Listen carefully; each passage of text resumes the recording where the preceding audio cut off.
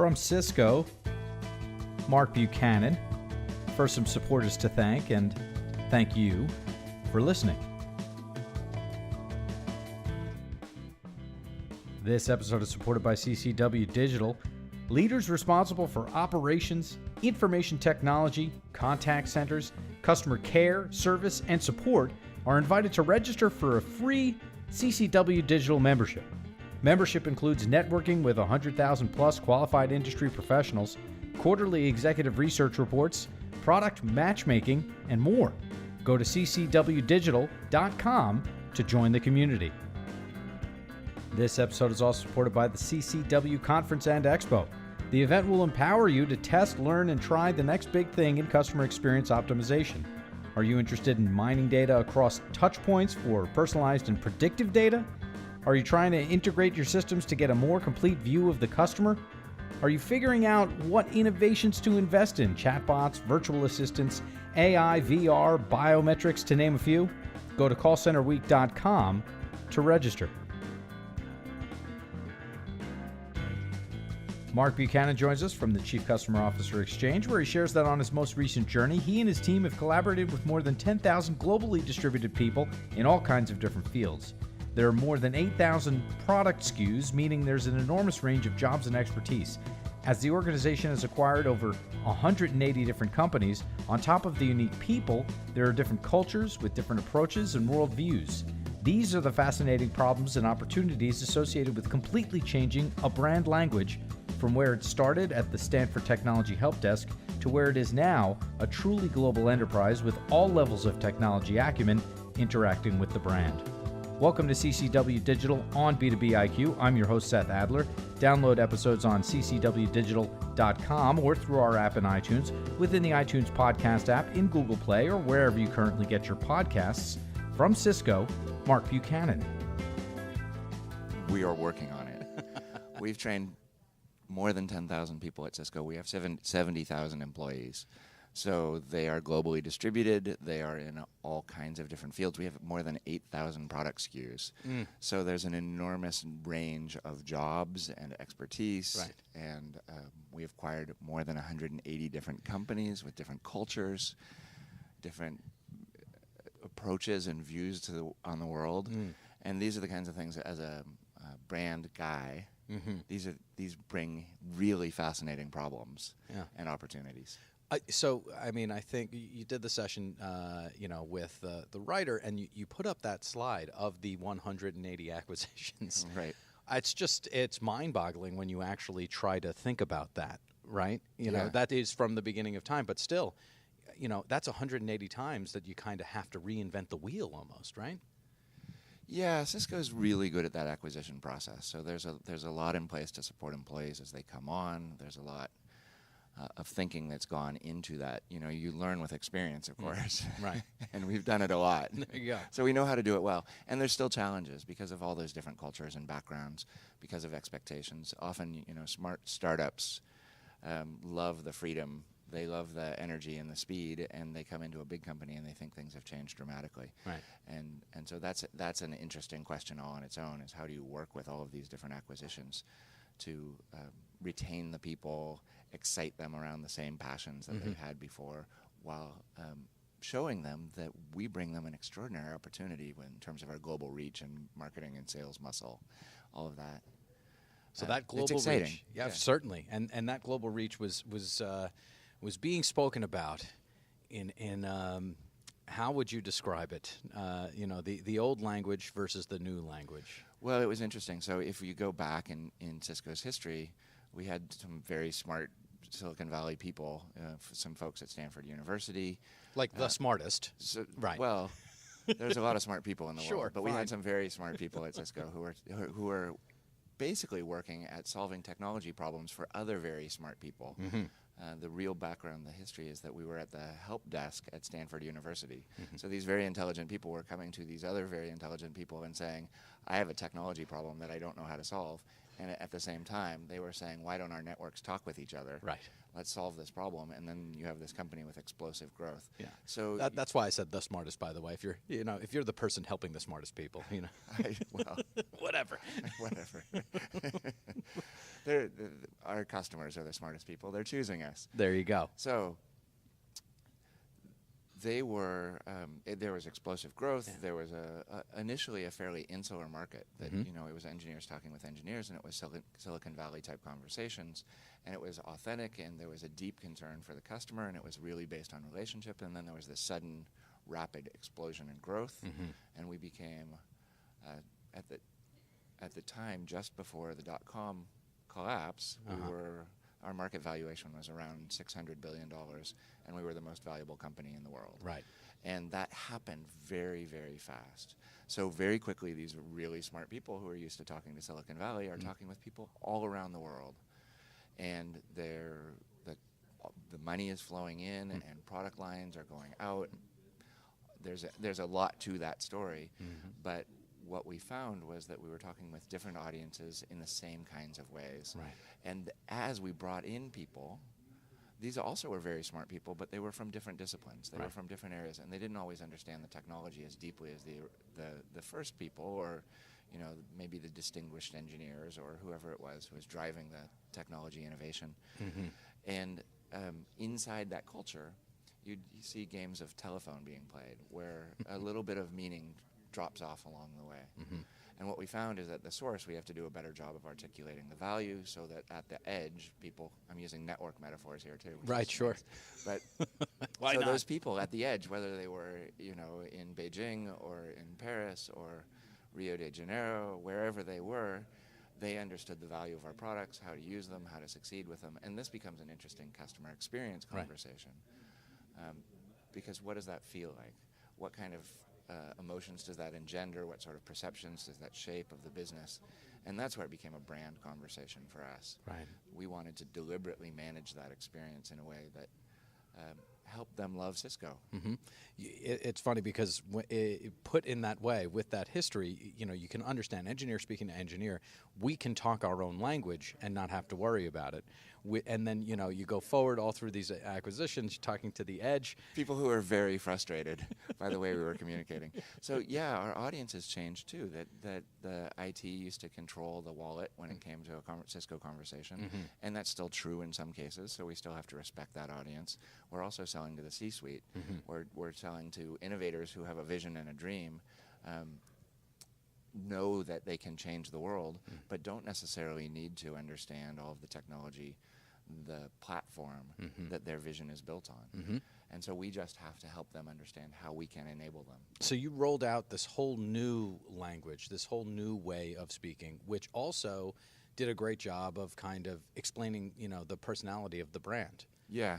So as we developed a new brand voice for Cisco, we had to dig into who we were as a people, as a culture, even across all of those differences. We're still acquiring companies for very clear strategic reasons. We're thinking about who they are, what they add to our portfolio. Now, I think John Chambers would admit there have been some missteps along the way. But no one's perfect. No one's including perfect, John, right? Including John Chambers, who is brilliant and was obviously tremendously successful. There are very few CEOs out there who have the sort of longevity. And he survived Very a lot few, of if any, turbulence. right? If any. Right. Yeah. And Chuck Robbins now, of course, is our CEO today. And Chuck is also deeply concerned about this issue because he sees how fast the world is changing. And our customers are dealing with this question. And people who are not yet our customers are wondering about what the digital transformation that's going on in society means for them. Yeah. And the people who get it, have gotten it, they become instant global stars. Your Ubers or Airbnbs see how they can disrupt an industry. But here today at the conference, I heard from another vendor who was here who provided a really beautiful solution built on a digital platform that, he wasn't necessarily specifically calling out Cisco, but the technology background behind this was clearly the kinds of work that we do in the world.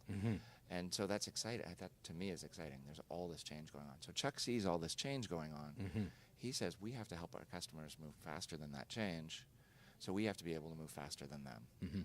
And in order to do that, we have to understand each other. We need clear, concise communication. We have to do it also in this way that's right for Cisco. And again, that goes back to the mission and the people and what connects us all and unites us, so that it's an authentic solution not a Band-Aid that we paste over a problem. So at a company like Cisco, this was a different thing. This was a different kind of mindset, right? Because if I'm talking to you and you work at Nike, well, of course, right? All of this adds up. At Cisco, it's a different thing, right? Yeah, it's a different challenge in part because of those acquisitions, in part because of the rapid growth. Nike's story, of course, is interesting, and most of us know the Phil Knight, Bill Bowerman, Steve Prefontaine kind of legend, and most of those people coming in already speak that language. They speak the language that athletes, at least in America, speak with each other, right? and it's a great language for corporate culture, and they've done a terrific job with it. The reason I bring them up is to kind of understand maybe your background and the fact that you haven't been with Cisco for 40 years, right? Right, I've been with Cisco for 5. Yeah. Wait, let's go backwards, right? So you've been here for 5. You just did this kind of big change, which everyone's appreciating. Yeah. Right before that, what was the step change to Cisco? Going backwards in time. Yeah.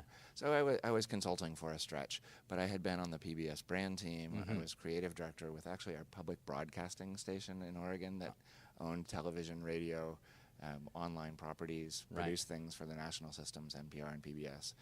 And what I think for customer experience, the real value there was the insight into building trust. PBS is renowned for the trust they've built with people. And it's by a commitment to honesty, integrity, and quality of their product. They don't worry about search engine marketing or optimization. They worry about the quality of the information that they're communicating and the way it's presented. And they're always at the top of organic search because they're so deeply committed to that. And that builds over time and supports, of course, their SEO and all of that. So then how important and how much of that kind of understanding that trust was the whole thing, right? Yeah. Did you bring to Cisco? In other words, did you realize that it was in fact trust that you were that you were in charge of at PBS type of thing? Oh, we all have it. We all have a sense of that. The integrity and credibility is the currency in that system. You know, at NPR now people may there's a whole range of political ideologies and responses when someone says PBS or NPR, but I can assure you that every reporter at every PBS or NPR station is committed to finding out what's going on and communicating that to you in a way that they believe is authentic and as objective as possible. That they may not always deliver that, but they're committed to that idea. Right. Before PBS, what was it? So before PBS, I had started an advertising agency with some friends, and one of the projects that I worked on was that I was executive producer on the Hollywood Video in-store monitor programming. Get out. Seriously. And what was great about this is that we were one of the few edit houses in the world that had the trust of all of the studios to cut their stuff. So we made original trailers for every product that went through Hollywood Video's doors. Really? Yeah. So we would cut the trailers specifically for Hollywood. There was a very family-friendly environment, so things had to be family-friendly. Sure.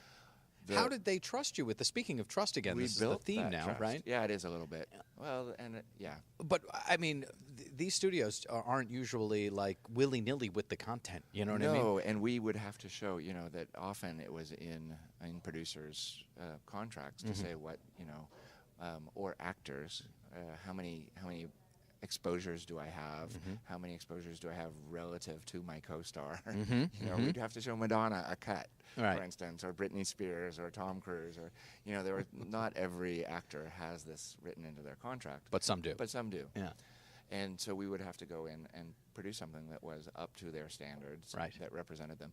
But the real value of this program, and the only reason that I actually bring this up, is that we had to understand the product, what the audience for that product cared about, and how to connect with those people quickly. And so we were producing a tremendous volume in very short periods of time. And we had to understand the difference between the SpongeBob SquarePants audience and the Hotel Rwanda audience. Right. And we had to very quickly develop messages that resonated for those people. And it really started with empathy. And that's where this comes in as relevant for a CX conversation. Sure. Empathy how? You have to really feel what they feel. Yeah. and get a sense of who they are and what they're all about when they walk in the door. What's going to make them pull them towards that film, towards that video game. The Hollywood video customer. Right. Okay. Because we were representing the full range. It's fascinating. Hollywood, not Hollywood Video, but Hollywood itself. Yeah. They have misses, but the stakes are very high in that game, and so you have a very short window of time to maximize your profits. Right. And if you miss with the market, you're doomed. Right. There's a handful of movies that come back over time and recoup the expense of production if they don't succeed theatrically. Right, the cult classics type of thing, right? Yeah. Doesn't happen too often. It doesn't happen too often. Can you give us an anecdote from one of the cuts? Because you're talking about kind of dealing with, maybe even these actors, and you've got this kind of very important content as you just described it. You've got your, I could tell you something that makes me look terrible. Oh, sure. That would be Why good. not? And then the lesson learned from it, of course, right? Yeah, of course, because all these people say it's okay to fail, and yeah, sort of. If you don't learn, it's not okay, right? Right. If you don't learn, that's right. Right. Yes. So Shrek was coming out, but we were looking at production well in advance. Okay. So we didn't really understand the property yet, right, because we hadn't seen the film. In most cases, we had the opportunity to see the film to talk about it, but we were talking about video store promotion before. So there was actually a trailer company in Los Angeles that was working with the studio, and we had a good relationship with them. And they said, "Oh, this is going to be great, and we could actually have Shrek. We could animate Shrek for you and have him do whatever you want. Just tell us what we want to do." And we had an internal conversation. We're like, we got to focus on something else. We got to take care of this other stuff. We're too busy to go do this thing. Right. And it was an enormous miss for us, because what an opportunity. Yeah. And so I guess the lesson learned there was seize those opportunities. Absolutely. I continually, when having these conversations, I think that it is when you do fail, right? When you do miss, that's where you learn and where you grow. I don't know how much learning and growing I do when I win, when things go right. I'm sure you do, though. The part of what we do on our team is that we design, and that starts with discovery. What's the problem that customers are having, or what's the problem the business is having, or what so we go into this discovery phase, and then we design these deliberate solutions. So our voice, our language program, was an intentional solution to a challenge that we saw in the market. And that wasn't failing, although there was a lot of iteration in that discovery stage. So I would say that enormous growth can happen in that deliberate way too. Although I do love, you have to fail to learn. Let's limit that. Limit the failing? Limit the failing, because people do get tired if you continue to fail. But great lessons come from it, and if you do learn from them, extraordinary things. All right, so we missed out on Shrek doing what Mark wanted Shrek to do. I know, just for my own personal satisfaction, right? Yeah. I made Shrek dance.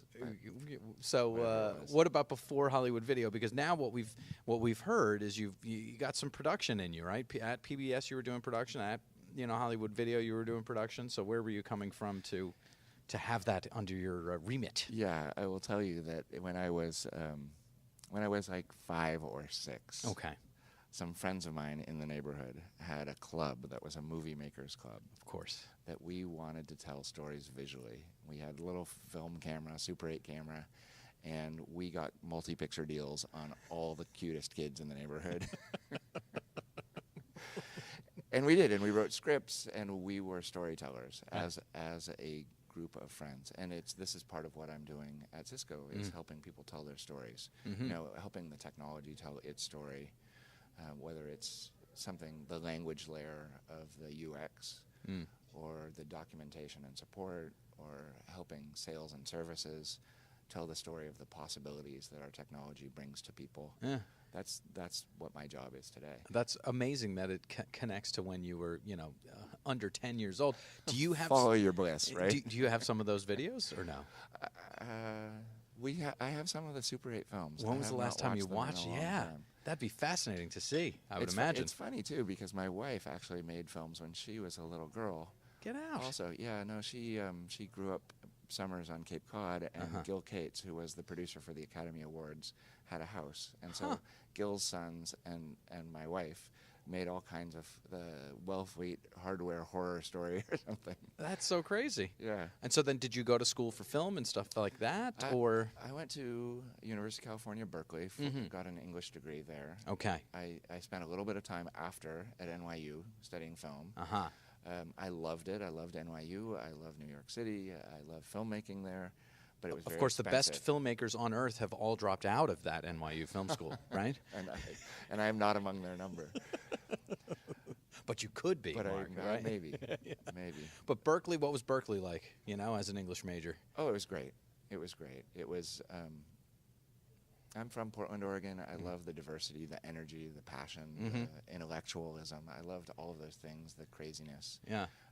There was both a radical edge and a conservative edge at Berkeley. It's famous for the radicalism, but has one of the largest Greek systems, and... Does it really? It does. That is surprising to And me. folks like George Schultz went to Berkeley. You Right. know, so it's a rich and varied tradition there. That's Peanuts, right? Charlie Brown? George Schultz? That's Charles Schultz. Oh, George Schultz. Yeah. It's a different Schultz. It's a different Schultz. All right, so Portland guy goes to Berkeley, comes to New York. Why'd you drop out? Of NYU. Yeah, Because New York is expensive. it very much is. NYU is expensive. Absolutely it is. Filmmaking is expensive. Without question. And I got a job offer. Where? Back in Portland. Okay, doing? Yeah. I was helping high-tech companies tell their stories. All right, so then there we go. That's how it all kind of comes Yeah. together. Yeah. That's so. Do you ever, with your wife now, think about maybe making a film? Just something on the side. No. That's I don't, gone. Actually, it's not gone. I hope my kids do it though. Okay. It was great. We had a woman from YouTube presenting here yesterday, and she was talking about how YouTube creators are sort of in places in the world they're bigger than movie stars. Yeah. And having watched my 12-year-old spend countless hours watching them, it reminds me of the stories of people in the 50s putting on album after album and having record listening parties and those kinds of things. And those kids went on to be rock stars. They turned into the Rolling Stones and the Beatles and whoever followed. And I see this happening again in a digital environment where now distribution is global. The possibility to rise is massive. The competition is incredibly fierce because there's billions of us involved in this process. And it's exciting. So you see great potential. I see great potential for visual filmmaking in my family's future, but maybe my children. Got it. As far as you mentioned music and rock and roll, is that a passion for you? It is. Okay. Yeah. Do you play any instruments? I do. Well, hit us with it. Yeah, I play guitar and bass and piano, and for a while played saxophone. Oh, really? So you're kinds of kind of like different things. Prince, you Not play all like the Prince. play all the instruments. Not like Prince. What But kind- I toured in a band. You did I did for about 8 years. I toured in a band as the guitarist or the bassist? as a bass player. As the bass player. Yeah. I was gonna guess bass. You were. I was. Yeah. Because you're not, I was more like Flea though than like. Oh, wow. I don't know, somebody who just kind of holds down the rhythm section. I gotcha. Okay, so you were I don't know. That's a. that's you were a pretty bassist with a extraordinary comparison. guitarist's kind of heart, if you Yeah, will. maybe so. Right? Yeah. What would we know the name of the band, Mark? No, probably not. What kind of music was it? Although people can find it on Amazon. still. Really? Yeah, it was a band called Hummingfish, and I did not expect us to go here today. I'll be totally honest, but our lead singer has gone on to some small acclaim. Yeah. She writes tremendous songs and has What's a her beautiful voice. Her name is Deb Talon, and she sings in a band called the Weepies, and they're actually on tour right now. Huh.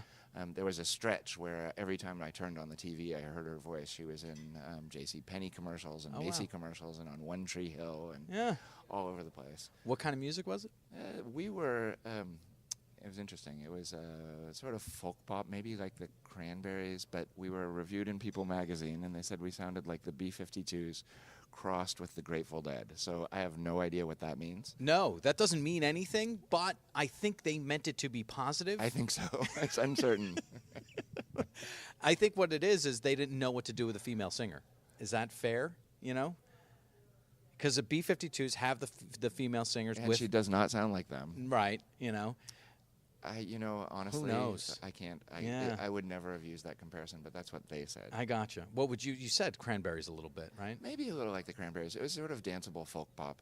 We did get mosh pits at our shows. Interesting. We've taken a left turn now. Absolutely, without question. I love it. So I'll ask you the 3 final questions. I'll tell you what they are and ask you them in order, and we will be coming back to music Okay. For that matter. But the 3 final questions, what has most surprised you at work? We just went through basically all of your jobs, and, we want to know what's most surprised you at work. What's most surprised you in life is the second question. And then on the soundtrack of your life, 1 track, 1 song that's got to be on there. That's how we return to music. But first things first. Along the way here, what has most surprised you at work? This is a difficult question. Sure. I think honestly, Mm-hmm. I didn't think I would enjoy working for a big company as much as I enjoy working for Cisco. Yeah, you're a rock and roll Berkeley filmmaker. Yeah. You know what I mean? Yeah.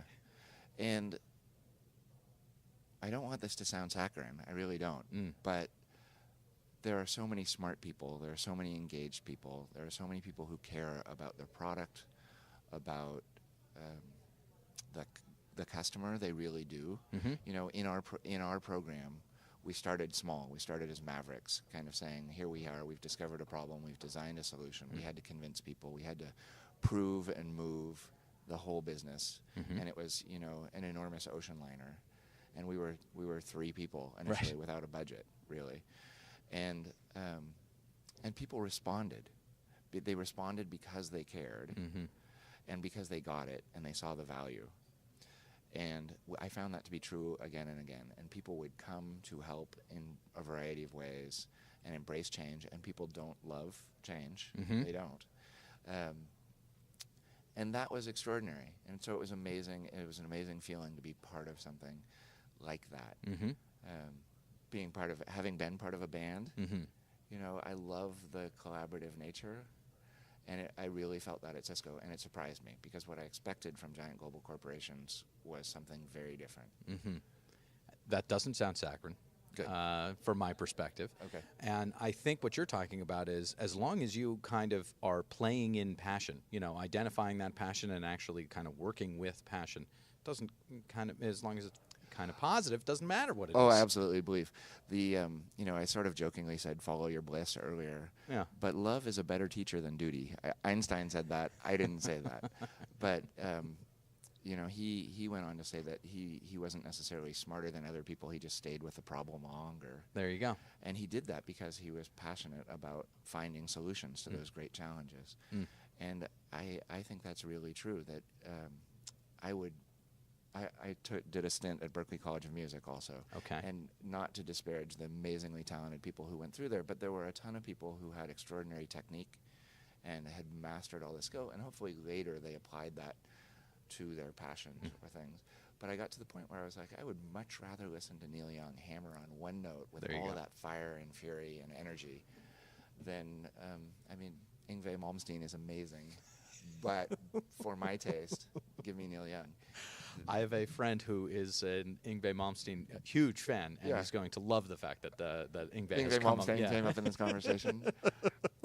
It's great, and Yngwie is amazing. Those guys are it. You have to have a certain amount of skill and experience. It's like wine tasting or something, Sure. Which is why they appeal to guitar players, because they can really appreciate what they're doing. But that passion, that love, is irreplaceable. And if you don't have it in your daily work, you're going to be going through such a slog. Absolutely. You got to find it, or else it's not going to be fun. That also might apply to what has most surprised you in life. Is there a different answer there? Or because we can say that also is what most surprises you in life. Because that was a big answer. I'm sorry. I don't think that question is answerable. I'm continually surprised. I'm surprised on a daily basis. Yeah, it is all shocking, isn't it? The world is amazing. It really is. All right, so then let's get to the music part. And on the soundtrack of your life, one track, one song that's got to be on there. Now, you're a music guy, so this is going to be difficult. So we're not looking for the perfect song. We're not looking for your favorite song, although there can't be that. But just a song that definitely would be on the soundtrack of your life.